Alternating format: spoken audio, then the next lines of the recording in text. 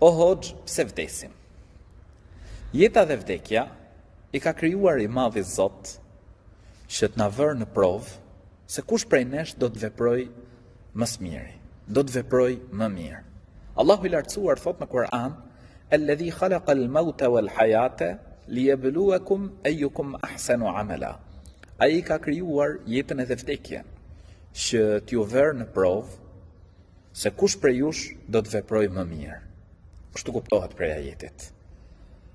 Jeta, besimtarja, njeriu i mençur, duhet ta konsideroj si një kopësht, ku në të mbjell pra gjërat të cilat ka dëshirë të korrë frytet e tyre.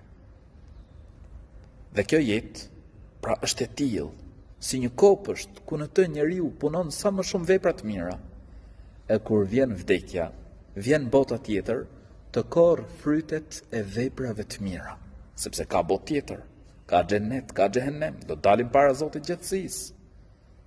Dhe vdekja është provë. Jeta është provim, ku ne duhet të veprojmë sa më shumë vepra të mira, të adhurojmë Allahun e lartësuar. Qëllimi pse jemi në këtë botë?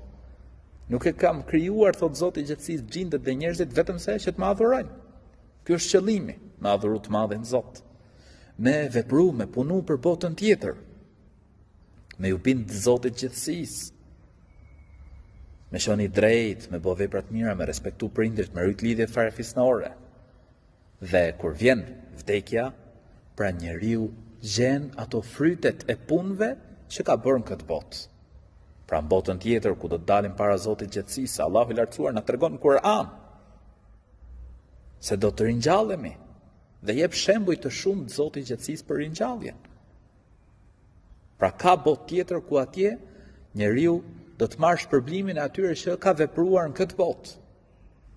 Lutim Zotin e gjatësisë që kur të ndrojmë jetë duke qenë Zoti i gjatësisë i kënaqur me ne. Amin.